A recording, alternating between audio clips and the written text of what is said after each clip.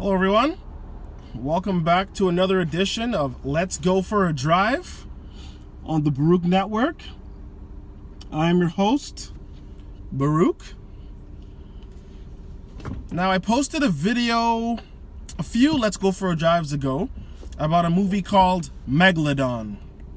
A straight to video or straight to streaming, however you like to word it, B-movie, low budget version of The Meg that actually came out before The Meg to capitalize on the marketing and to piggyback The Meg's big Hollywood money. So I've almost finished watching The Meg. I was gonna make this video when I was finished watching The Meg, but I have half an hour left and then I had to go out. So if I need to add anything, I will. But The Meg with Jason Statham actually starts off kind of similar. The Megladon is there's a submarine underground that's drilling to try to connect to some sort of U.S. Information line or something like that. And they drill into the ground, the seismic waves, it cracks open the ground and it wakes up the Megladon, upsets it, it bites the submarine, the pressure makes the submarine implode and explode. In The Meg, we start off underwater with a submarine that's damaged, and they're not sure what's damaging it. There's a rescue team that goes down to rescue the crew, just like in Megladon. While they are being rescued, the submarine gets damaged, and a part of it where the crew is can't escape because of damage to the submarine, just like Megladon. So they make the choice of save the people we have or try to save the people that are trapped, and all of us die. So they save the people they have, which is I believe 11 people, and then I think it's like 2 more people left inside of the submarine. It implodes and it explodes, and you find out that it was, later on in the movie you find out that it was bitten by a Megladon shark. So both movies have a very similar start. Now where the difference comes in is, in The Meg, it's actually kind of cool. It's like there's a ocean under the ocean, right? And what I mean is there's like I can't remember exactly what the wording is. It's called a something cloud. But basically, when you look down at the bottom of the ocean, like the ocean's freezing cold, then there's just it's like a thick layer of like soot and like dirt, and like they think it's the ocean floor, but at this one point of the ocean is actually, you can actually go through it like a cloud, and underneath that is warm water, right? But underneath that soot, no light passes through that cloud, that layer, so everything underneath hasn't seen light.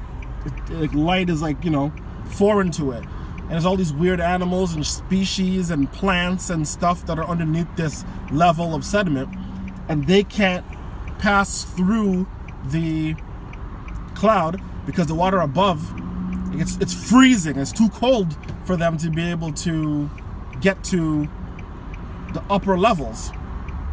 Or the cloud itself is freezing cold and above is warm, underneath is warm. Something like that, but they can't pass through the cloud because it's not safe.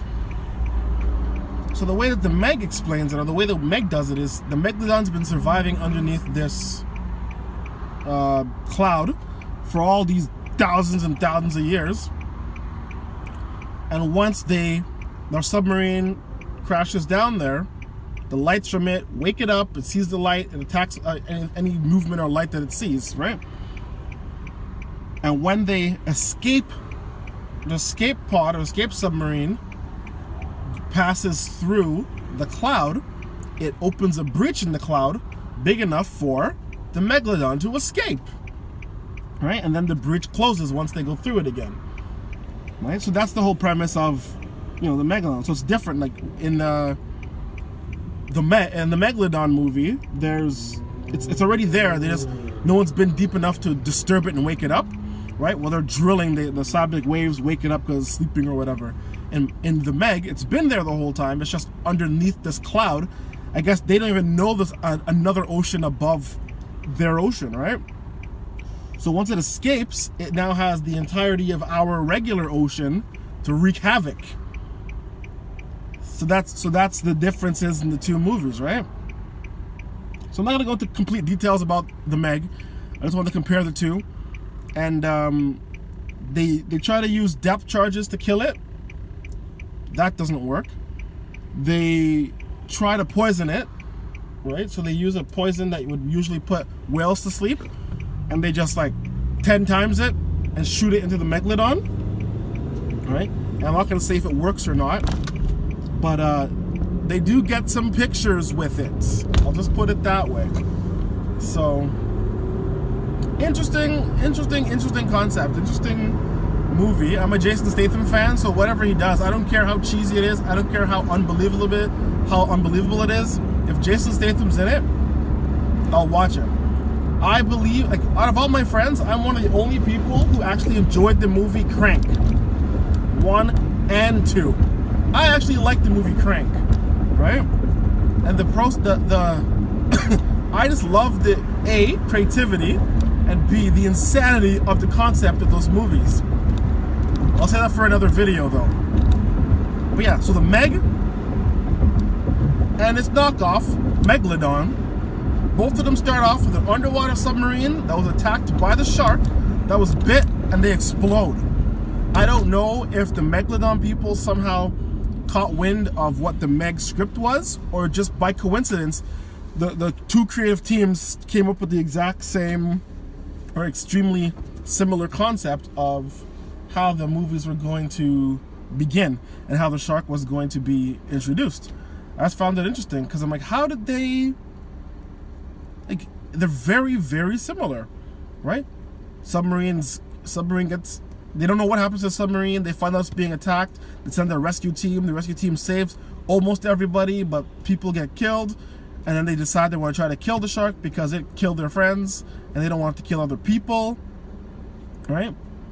Both sharks are headed towards inland, they're toward tourist areas, so they're trying to kill it so it doesn't slaughter a whole bunch of people.